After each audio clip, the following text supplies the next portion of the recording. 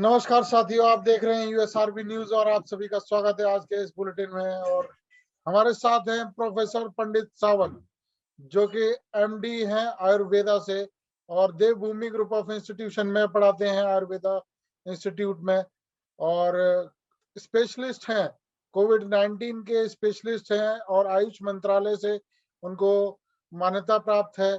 और हम आज उनसे सवाल पूछेंगे एलोपैथी से रिलेटेड, जिस पर कि बहुत बड़ा सवालिया निशान लगाया हुआ है रामदेव जी ने। सबसे पहले मैं आपसे यही पूछना चाहूंगा कि जो इंडियन मेडिकल एसोसिएशन ने आयुर्वेदा के ऊपर जो पलटवार किया है, ये रामदेव के ऊपर जो पलटवार किया है, क्योंकि रामदेव जी ने एलोपैथी के ऊपर ये सवालिया निशान खड़ा किया था कि पहले उन्होंने कोविड-19 को लेकर के जो दवाइयां निकाली थी, जो ड्रग्स निकाले थे, उनको फेलियर साबित किया गया, उनका वो अपने आप में नाकाफी साबित हुए थे। तो उसको लेकर के उन्होंने काफी सवालिया निशान खड़े किए। तो उसके बाद तरह तरह के ड्रग सीरीज में आए, जैसे कि डॉक्सीसाइक्लिन आए, उसके बाद रेमडेसिविर इंजेक्शन आया, तो उसके बाद कई स्टेरॉइड्स आए। सारी दवा। तो इस तरीके से सीरीज ऑफ ड्रग्स आई। तो उस तरीके से रामदेव जी ने उस पर सवालिया निशान खड़े किए। तो उसी कड़ी में एलोपैथी ने भी अपना बचाव करते हुए उन पर सवाल खड़े किए कि आप इस तरीके से हमारे ऊपर सवाल नहीं खड़े कर सकते। आईएमए अपने इस एलोपैथी को बचाने के लिए, इंडियन मेडिकल एसोसिएशन ने अपने आप को बचाने के लिए, अपने इस एलोपैथी को बचाने के लिए अपने वक्तव्य में इसको अपने संरक्षण के लिए, अपने वक्तव्य में इसको प्रोटेक्शन के लिए आपने तो सराहा है कि नहीं, ऐसा नहीं हो सकता है। आप इसमें क्या कहना चाहेंगे आयुर्वेदा के लिए? ऐसा है, सबसे पहले तो मैं ये स्पष्ट करना चाहता हूँ कि ये झगड़ा आयुर्वेद और एलोपैथी में नहीं है। ये दो पैथियों का झगड़ा नहीं। एक पैथी है जो मदर पैथी कहलाती है। सभी दुनिया की जितनी भी वैद्यक शाखाएं हैं, वैद्यक शास्त्र है, उसकी मातृ संस्था है, मातृ ज्ञान है इसका। दूसरी बात कि ये झगड़ा जो है ये बाबा रामदेव और एलोपैथी में नहीं है। ये झगड़ा बाबा रामदेव और असल में जो एलोपैथी की फार्मा कंपनियां हैं उनके साथ है कि जो एलोपैथी जो है बहुत शुरू से आयुर्वेद और आयुर्वेद के वैद्य या डॉक्टर भी हम कह सकते हैं, तो उनको हमेशा नीचा दिखाने वाले शब्द प्रयोग में लाती है। जैसा कि कह देते हैं जड़ी बूटी वाले हैं, चलो हम अभिमान से कहेंगे जड़ी बूटी वाले। दूसरी बार कहते हैं कि ये जो मॉर्टर पेशल यानी खलबत्ता डॉक्टर है, जो खरल वाले डॉक्टर है। फिर तीसरी बार कहेंगे कि ये बोगस डॉक्टर है। फिर और चौथा ये ढूंढते हैं कि इनकी दवाओं में शीशा पाया गया। इसके सिवा उनके पास कोई ये नहीं है हम आयुर्वेद के ऊपर हमला करने के लिए, क्योंकि कोरोना काल में ये सिद्ध हुआ है कि आयुर्वेद के जो दिव्य वनौषधियाँ है, जैसे कि गिलोय है, अश्वगंधा है, तुलसी है, हल्दी है, ज्येष्ठमध है, कई सारी दवाओं ने सप्रमाण ये सिद्ध किया है। और कई नामचीन इंस्टीट्यूट में और महाराष्ट्र में भी संशोधन हुआ है, केरला में भी हुआ है, और जितने भी जगह पर कुछ विशिष्ट आयुर्वेद औषधियों के बारे में संशोधन हुआ है, उसका जब यशस्विता का ग्राफ आलेख जब ऊपर चढ़ रहा है, तो ये जो कई हजारों लाखों करोड़ की जो फार्मा कंपनियां हैं, उनके दिल में एक डर बैठ गया है कि उनके प्रति जो लोगों का जो अवलंबित्व है, डिपेंडेंसी है, वो कम हो जाएगी, तो उनका जो साम्राज्य है वो हिल जाएगा। क्योंकि वो जो साम्राज्य है एक फार्मा माफिया के कंपनियों का साम्राज्य, मैंने जहाँ तक पढ़ा है, देखा है, वो ये तय करता है कि किस देश में किसकी सरकार हो।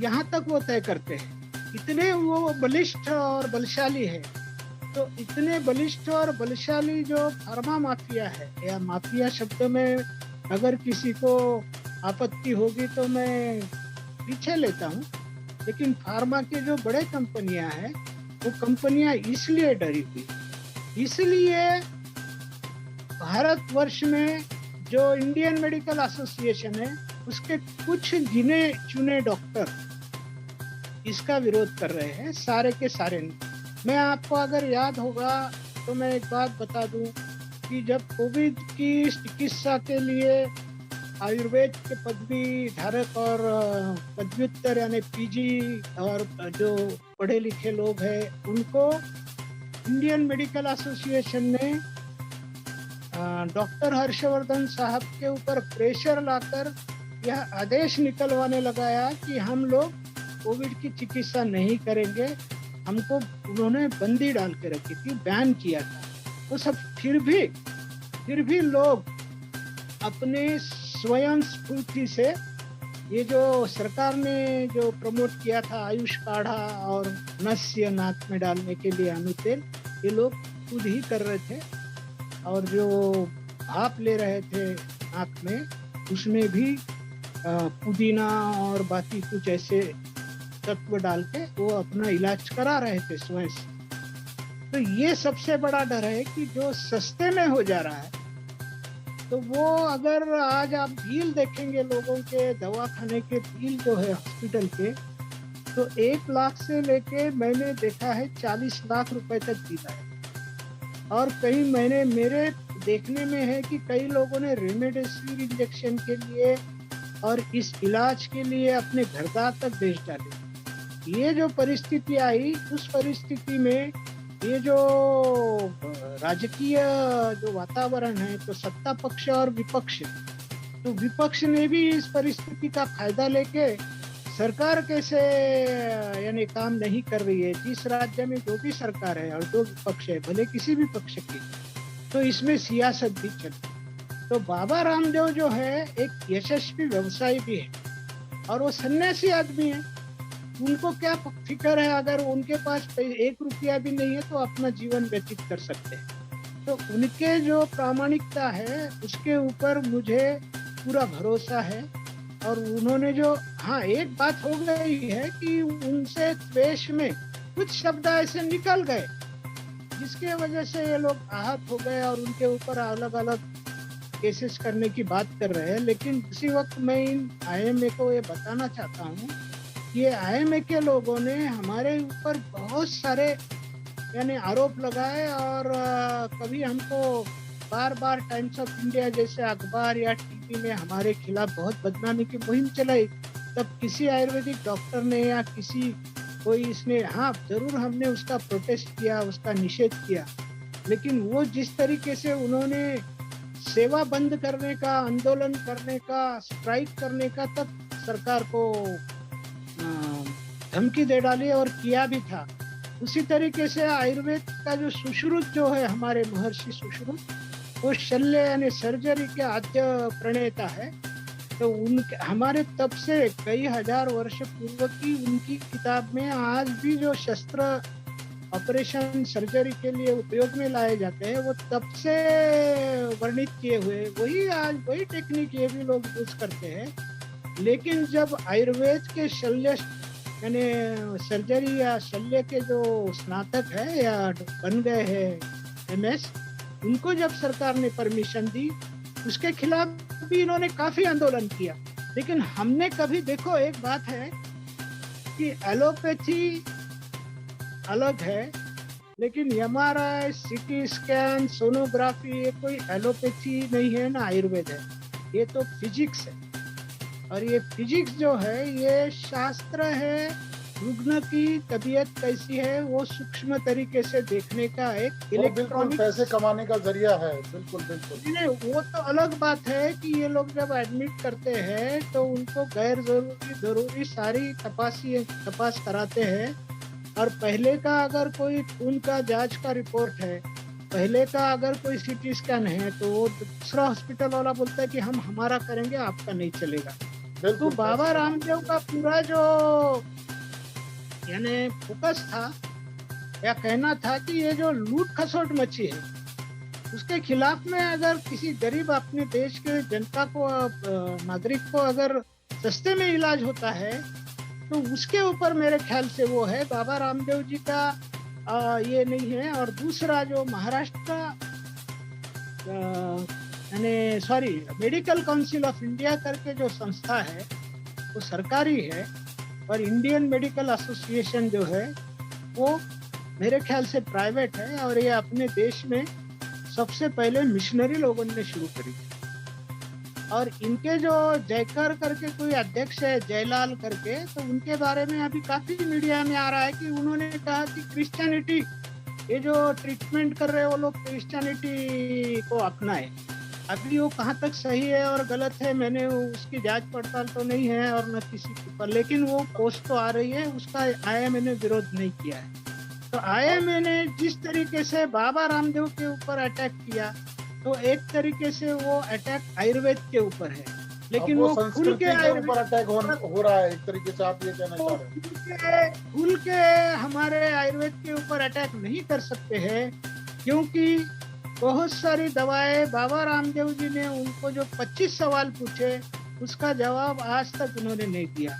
सीधी सी एक बात बताता हूँ, जो कुनेन बोलते हैं सादी हिंदी भाषा में क्विनाइन, वो क्विनाइन जो है वो एक पौधे से मिलता है और ऐसे कई दवाएं हैं जो पौधे से ये निकाल के उसका सिंथेटिक स्वरूप लैब में बना के वो मॉलिक्यूल की कॉपी करके ये लोग उपयोग में लाते हैं। वो लोग मॉर्फिन भी जो उपयोग में लाते हैं वो अफीम के पौधे से है। वो लोग कैनाबिस जो है भांग है भंगा है उसके भी अल्कलाइड्स निकाल के उपयोग में लाते हैं। बिल्कुल बिल्कुल, मैं आपका ये सारा सार समझ रहा हूँ जो भी आप कह रहे हैं। मैं इसको बिल्कुल वापस अपने मूल टॉपिक पर लाना चाहता हूँ, कोविड-19 के ऊपर लाना चाहता हूँ, रामदेव जी के ऊपर लाना चाहता हूँ। रामदेव जी ने, आपने देखा होगा, रामदेव जी ने बीच में एक ऐसा बयान दिया था कि मैं कोरोना के मरीजों के बीच में खड़ा होकर के कह सकता हूँ कि मुझे कुछ नहीं होगा।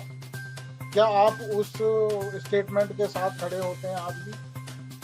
जरूर। मैं एक एमडी आयुर्वेदा का प्रोफेसर, रसशास्त्र वैशद्य कल्पना विषय का, मैं आज भी इसी वेश में अभी कोरोना सेंटर से आया हूँ और मैं वो मरीजों के बीच में खड़ा रहता हूँ, तो मैं उनके साथ बिल्कुल बिल्कुल खड़ा रह सकते हैं। देखो, जब वार्ड बॉय खड़े रह सकते हैं, नर्स खड़ी रह सकती है, डॉक्टर खड़े रह सकते हैं, आयुर्वेद के खड़े रहते हैं, एलोपैथ के खड़े रहते हैं, सभी डॉक्टर किसी भी पैथी के हो, होम्योपैथी के, सबके लिए मेरा आदर है। सावंत जी, पंडित सावंत जी, प्रोफेसर साहब, केवल खड़े होने की नहीं है बात, केवल ये भी है, बात कहने का मतलब ये है कि उन्होंने वैक्सीन भी नहीं लगवाई है, उन्होंने साफ मना कर दिया और उन्होंने अपने रूप में ही कोरोना को ठीक करने के लिए अपना एक तरीका नया इजाद कर दिया है। मुझे तो पता नहीं है कि बाबा रामदेव जी ने वैक्सीन ली है या नहीं ली है, लेकिन उन्होंने कोई स्पष्ट रूप से वैक्सीन का विरोध नहीं किया है। एक बात बताता हूँ, सुश्रुत में हमारे यहाँ पे ये जो मर्म है, इस मर्म में सूची का भरण रस करके एक आयुर्वेद में उल्लेख है, सूची का भरण रस। तो वो सूची का भरण का मतलब, सूची का यानी सुई और भरण, तो इस मर्म पे, ब्रह्मरंध्र पे उस वक्त कुछ सूची का भरण रस से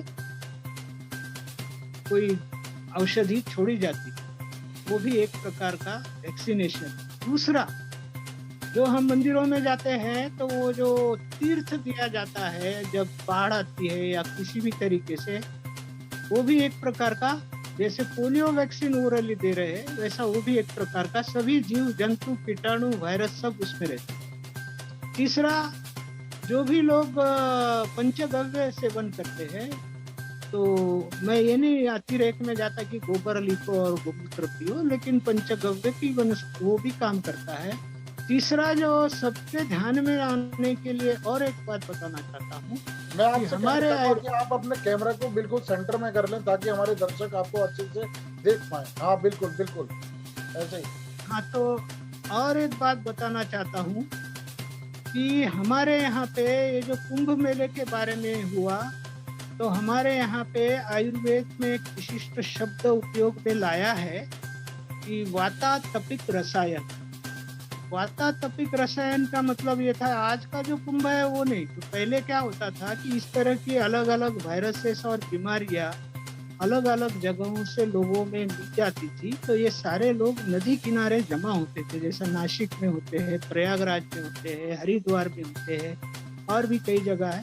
उनका यही था कि ये जो आपस में जो इन्फेक्शन हुआ है, संसर्ग होगा, मेरा जो वायरस है अलग होगा और आपका वायरस अलग है, और आप एक प्रदेश से आए, मैं, तो उसमें आदान प्रदान होता था। उस वक्त ये सूचिका भरण इंजेक्शन, ये भी टेक्निक है, ये न किसी आयुर्वेद का या एलोपैथी का, किसी के कोई पैथी का नहीं है, ये एक तंत्र है। तो उस वक्त भी श्वास से, स्पर्श से, नदी में एक साथ नहाने से, विशिष्ट कालावधि में और कुछ विशिष्ट कालावधि तक नदी किनारे रहने से, वो जो धूप में या ग्रीष्म ऋतु में या किसी और विशिष्ट ऋतु में रहने के बाद वो सारे वायरसेस का एक या बैक्टीरिया या जीव जंतुओं का, कोई राक्षस कहता है तो कोई भूत कहता है उसको, यानी सूक्ष्म चीज जो दिखती नहीं, उसका आदान प्रदान होके एक दूसरे में एक विशिष्ट प्रकार से, आज जो भाषा पोलियो वैक्सीन जैसा ड्रॉप डाले जाते हैं, उस तरीके से ये भी आदान प्रदान हो जाता है। ये विशिष्ट प्रकार का वातातपिक रसायन है जिसको कुंभ मेले के उसको स्वरूप दिया गया, लेकिन उसके पीछे ये जो शास्त्र है, यही शास्त्र है मास वैक्सीनेशन का, ये हमारे शास्त्रों में। लेकिन आज क्या हो गया कि उसको इंजेक्शन से देना, इसमें बनाना, वो वायरस मानवीय शरीर में से ही लिए हुए है, जिसको मार के या जीवित अवस्था में एडिनो वायरस हो या और किसी पद्धति से हो, वो जो आज हमारे शरीर में दिया जा रहा है। तो उस वक्त की जो पद्धति वो अलग थी, जो सूचिका भरण रस होगा या वातातपिक रसायन होगा, वो पद्धति से मास वैक्सीनेशन उस वक्त भी होता था हर बार। तो आपको लगता है कि वो मास वैक्सीनेशन आज की डेट में भी पॉसिबल है? देखो, हो भी रहा है? हो रहा है। अभी ये लोग जो हर्ड इम्यूनिटी कहते हैं, हर्ड इम्यूनिटी यानी समूह का समूह वायरस से इन्फेक्शन होना, ये भी एक प्रकार का, यानी यही है कि सारी के सारे समाज को वैक्सीनेशन नहीं देना, उससे आधे से ज्यादा लोग हो गए तो बाकी लोग। आयुष मंत्रालय से आप बिल्कुल एक वेरीफाइड डॉक्टर हैं कोविड-19 के लिए, और आप सर्टिफाइड डॉक्टर हैं कोविड-19 के लिए, तो जो आप हमारे यहाँ बता रहे परीक्षा हैं, लिया था। आप जो विधियां बता रहे हैं, तो वो विधियां आप क्या अप्लाई करते हैं ये सभी? मैंने देखो, मैं आयुर्वेद की जो दवाएं हैं, मेरा विषय है रसशास्त्र। पिछले साल जब कोविड का जो ये साथ, यानी ये जो पैंडेमिक आ गया था, तो मैंने अप्रैल में 2 वीडियो प्रसारित किए थे हमारे यहाँ के भाषा में। उसमें मैंने स्पष्ट रूप से आज जो यानी प्रिस्क्रिप्शन या लाइन ऑफ ट्रीटमेंट है आयुर्वेद में, तो आपको अच्छी तरीके से याद होगा कि होम्योपैथिक दवाई है आर्सेनिक एल्बम, वो उस वक्त चलाई थी कई लोगों ने। अभी उसका कितना प्रयोग हुआ नहीं हुआ ये पूरा विषय अलग है। हमारे आयुर्वेद में भी हड़ताल यानी सोमल, ये आर्सेनिक जो बोलते हैं आधुनिक शास्त्र में, वो हमारे पास, और उसकी जो कई सारी रसशास्त्रीय औषधियाँ है, जैसे श्वास का चिंतामणि रस है, समीर पन्नग है, ये सारी, इनको कुपिपक्व रसायन कहते हैं, ये सारे हम बनाते हैं, और जिसमें मर्क्यूरी भी है, सल्फर भी है, सुवर्ण भी है, रजत भी है, जिंक भी है। कई हजार साल पहले हमारे यहाँ यशत भस्म नाम से यानी जिंक का भस्म बनाते थे। और उसके खाली क्या है, इसमें भाषा और विश्लेषण, इंटरप्रिटेशन का फर्क है। वैसे तो हम उपयोग में लाते हैं। मेरा स्वयं का अनुभव है, मैंने स्वयं ने इम्यूनिटी प्लस नाम का काढ़ा बना के कई यानी महाराष्ट्र में भी बांटा है और देहरादून में प्राण संजीवनी नाम से भी बांटा है। तो ये बीमारी है, ये वायरस के थ्रू हो जाती है, तो ये इम्यूनिटी बढ़ा करके, बूस्ट अप कर करके ये दूर हो सकती है, आपका ये कहने का मतलब है, इससे हम निजात पा सकते हैं। इम्यूनिटी का मतलब, आधुनिक इम्यूनिटी का मतलब है कि जो भी कोई जीव जंतु वायरस बैक्टीरिया शरीर में जाता है तो शरीर की जो प्रतिकार शक्ति देने वाली करने वाली जो पेशियां हैं वह एंटीबॉडीज बनाती हैं, तो वो लोग उसको इम्यूनिटी कहते हैं। और आयुर्वेद में व्याधि क्षमत्व व्याधि प्रतिकार शक्ति उसको हम इम्यूनिटी कहते हैं। व्याधि का मतलब कोई भी चीज शरीर पे अटैक करे तो हमारा शरीर और शरीर की जो सूक्ष्म पेशियां हैं उसके खिलाफ लड़ाई के लिए तैयार रहनी चाहिए। उसके लिए आहार विहार औषध ये तीनों कंपोनेंट है। यानी हमारा आहार जैसा बता रहे थे, ये खाओ वो खाओ, अच्छा खाओ, प्रोटीन खाओ, विटामिन सी खाओ, ये आहार वाली बात है। विहार में कह रहे थे कि नींद अच्छी लो, अच्छा घूमो, अच्छे हवा में रहो, और फिर बाद में औषधियों का ही आया। मैं देख लेकिन रहा हूँ आप एलोपैथी अभी भी की मास्क पहने हुए हैं, तो मैं अभी मैं कोरोना सेंटर से आया हूँ। अच्छा, तो आप कोरोना सेंटर में कोरोना के मरीजों के बीच में मास्क पहन के रहते हैं यहाँ तक कि, लेकिन रामदेव जी कह रहे थे कि उन्हें मास्क पहनने की भी जरूरत नहीं है और वो बिल्कुल उनके बीच में कोरोना मरीजों के बीच में ऐसे ही रह सकते हैं। देखो एक बात बताता हूँ, इसमें ऐसा है कि एक कोई भी कोरोना का पेशेंट है ना, वो उससे कितना अंतर रखना चाहिए, उसका जो संसर्ग है उसकी डिग्री क्या है, कौन से लेवल का संसर्ग है, वो दूसरे को संसर्ग देने में कितना उसका तीव्रता है, उसके ऊपर सारी चीजें डिपेंड।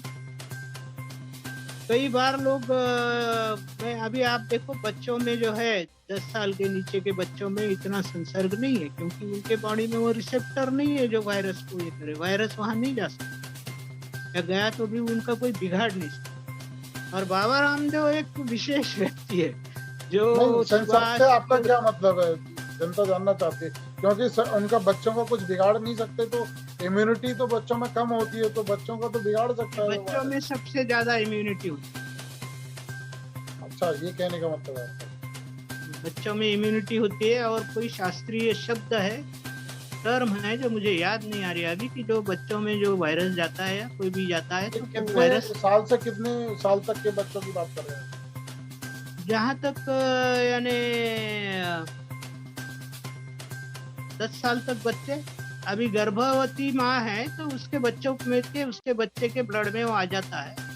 लेकिन 2 साल के बच्चे से ऊपर मैंने अनुभव किया है कि वो नहीं आता है, इसलिए उनका वैक्सीनेशन सबसे आखिरी में रखा है। देखो दोनों शास्त्रों ने हाथ में हाथ डाल के चलना चाहिए, ये मानवता का काम है। ये कोई शास्त्रों की या पैथी की लड़ाई समझ के नहीं चलना चाहिए। ये लड़ाई तो बाबा रामदेव जो लड़ाई लड़ रहे हैं, तो सामने जो साम्राज्य खड़ा है फार्मा कंपनियों का, उनकी जड़ें हिल रही है, इसलिए वो बाबा रामदेव के चारों तरफ से अटैक कर रहे हैं। जैसा कि अभी कुछ दिन पहले हमने देखा कि बड़े से बड़े डॉक्टर, बड़े से बड़े एमएलए, बड़े से बड़े एमपी और बड़े से बड़े महानायक इस त्रासदी में और इस महामारी में अपना जीवन गंवा चुके हैं, जिनमें से कि एक नाम है डॉक्टर के अग्रवाल, जो कि पूरी दुनिया को उन्होंने अपनी विवेचना से और अपने सजेशन से उन्होंने रास्ता दिखाया। तो वो भी कोरोना से पीड़ित होकर के वो हमें छोड़ करके चले गए, तो उनके बारे में आप क्या कहेंगे, क्योंकि वो तो 2 डोजेस लगवा चुके थे, वो वैक्सीन उनका। मैंने तो उनकी मृत्यु का कारण लोग यही ऊपरी सतह से देख के कहते हैं कि 2 डोसेस लग गए थे। ये वैक्सीन यानी कोई अमृत बिंदु पिलाया या अमृत बिंदु दिया गया, ऐसा कुछ नहीं। उनके मृत्यु की वजह उनके हृदय आघात या और कोई कार्डियक अरेस्ट या और किसी कारण से हो सकता है। वायरस जो है ना, शरीर में के जो अपनी सिस्टम है उसको वीक करता है। वो किडनी को वीक करेगा, वो हर जगह वो लंग श्वास लेने की क्षमता को खलास करेगा। इसके वजह से हृदय के ऊपर परिणाम होगा और मृत्यु होगी। वो वायरस कोई सर्प विष के जैसा दंश किया और मर गया व्यक्ति, ऐसा नहीं। सावंत जी, आखिर में मैं आपसे पूछना चाहूंगा एक ऐसा सवाल जो कि पूरे हर एक जगत का प्राणी जानना चाहता है कि लोग वैक्सीन से क्यों घबराते हैं, और क्यों नहीं लगवाना चाहते आखिरकार? देखो शुरू में ऐसा था, एक तो हमारे यहाँ जो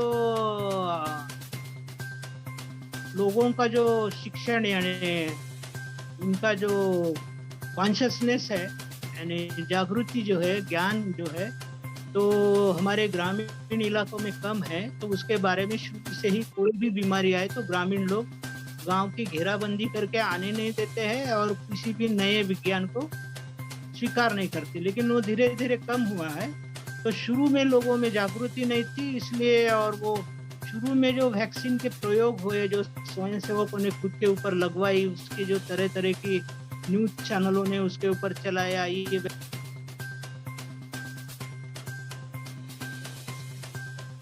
हाँ सावन जी बोले, अपनी बात कंप्लीट करें। एक गलतफहमी बन गई थी। लेकिन अभी लोगों में जागृति आ गई है। मैंने सुना है कि पूरे विश्व में 170 करोड़ लोगों को वैक्सीन लग चुकी है।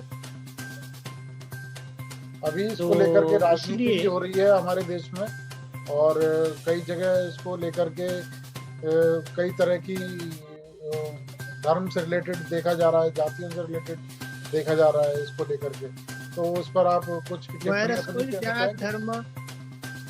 कोई जात धर्म छोटा बड़ा कुछ भी नहीं देखता।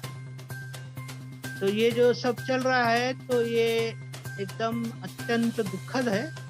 और कोई भी XYZ पक्ष सत्ता में रहता तो भी उसी के ऊपर यही नौबत आती। तो आयुष मंत्रालय ने आपको अपना सर्टिफाई किया हुआ है, आप एक आयुष मंत्रालय के सर्टिफाइड डॉक्टर हैं कोविड-19 के। तो आयुष मंत्रालय की तरफ से पूरे भारतवर्ष में कोरोना के शुरुआत के काल में परीक्षा ली गई।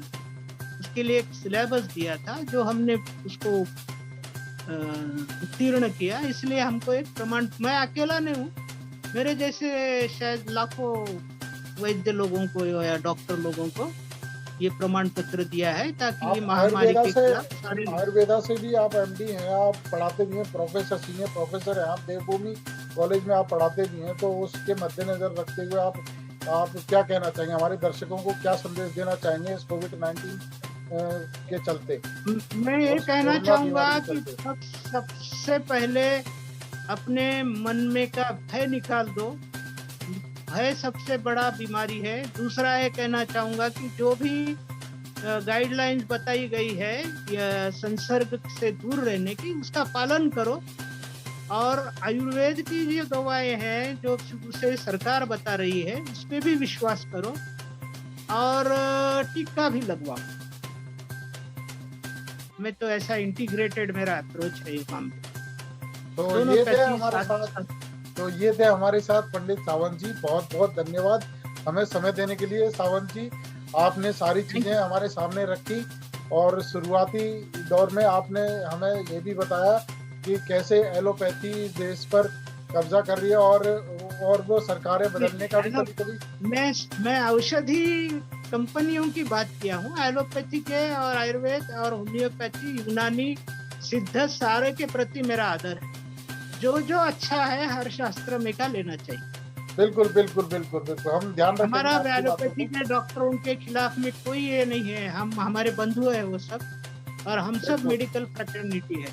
बाबा रामदेव जी बिजनेस में बड़े हो गए इसलिए उनके ऊपर आघात हो रहा है। आयुर्वेद के ऊपर डायरेक्ट बात नहीं कर सकते। बिल्कुल पंडित सावंत जी, हमें समय देने के लिए बहुत बहुत धन्यवाद, और आगे भी आपका आशीर्वाद हम लोगों को मिलता रहे, इसकी कामना हम करते रहेंगे। और बहुत बहुत धन्यवाद पंडित सावंत जी हमें समय देने के लिए। Thank you. नमस्ते, सभी का धन्यवाद।